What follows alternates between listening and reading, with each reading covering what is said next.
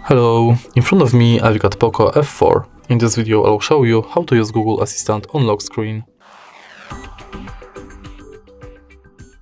In the beginning, let's enter Google app, tap More and go to Settings. Enter Google Assistant, go to Voice Match, enable Hey Google, tap Next, Agree and Continue, and now let's try it out. Hey Google.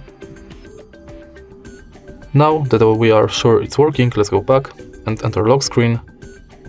Make sure that this function is enabled, and now you can simply lock the screen and say, Hey Google, what's the weather like tomorrow?